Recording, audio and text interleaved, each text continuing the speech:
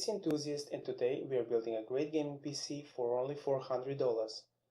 For $400 we are getting a very powerful gaming PC that will play any game mid to ultra settings at 1080p resolution. Also, we are leaving open upgrade path so you can upgrade your PC to your needs in the future. Without further ado, let's get into the build. First, as for CPU, we have Pentium G4560. It's a dual-core CPU and it is one of the first Pentiums that support hyper-threading for 2 additional virtual cores. As a result, this will give you performance very close to Core i3-7100. It's a great bang for a buck as it ships for only $67, and at this price it's more of a steal than a good bargain. It has a base clock speed of 3.5 GHz, but unfortunately you can't overclock it. 3 MB of L3 cache memory and 54 watt thermal output. It's also worth mentioning Pentium G4560 comes with a heatsink, so buying one separately is not needed. For motherboard, I go with micro ATX MSI-B250M-pro. This motherboard goes for around $62. For that price, you can't expect world class, but it's a decent board and MSI have good build quality overall. It has 2 DDR4 slots with a speed of 2100 and 2400 MHz for a maximum of 64 GB of memory. It has no crossfire or SLI support, but we're not looking for any of dual GPU configurations anyway at this price point. It has 6 SATA, 6 GB per second ports, and onboard USB 3 headers. You can use any KB Lake on this board, but if you decide to upgrade your Pentium G4560 in the future, you need to know that this board does not support overclocking, and as such, buying unlocked i5 or i7 CPU is not recommended. For RAM, G-Skill Aegis 8GB DDR4 2100 MHz memory will be fine for gaming. I know some games start to recommend 16GB, but at this price point we can't spend more on RAM, but still, most new games run fine on 8GB of RAM. If it happens that you need more RAM in the future, you can simply add 8GB more RAM, as you will have one RAM socket free.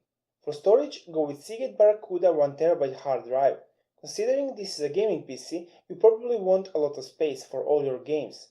If you think you can be fine with 120GB SSD and you have no problem skipping only a few games on your PC at times, you can go with SSD instead. It will help with boot times and in-game loading, but for most people 1TB of a good old mechanical drive will prove better, as you don't need to be so careful with saving things on your storage. Moving on to power supply. For power supply, I recommend Corsair VS 500 watts 80 plus certified ATX power supply.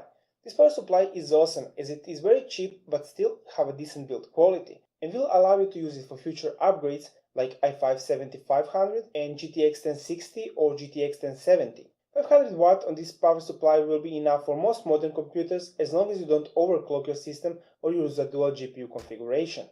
Currently, it has $20 mail-in rebate, and that makes it cost only $18. For graphic card, AVGA GeForce GTX 1050 Ti 4GB, this GPU is very good for all esport games. It will crush games like League of Legends, Dota 2, Counter-Strike Global Offensive, Overwatch, and Rocket League. All of the said games will run on above high settings with 1080p or even 1440p resolution with above 60 frames. While it is not on the same level as its big brother GTX 1060, it can still play latest AAA titles if you are willing to tune down settings a little bit.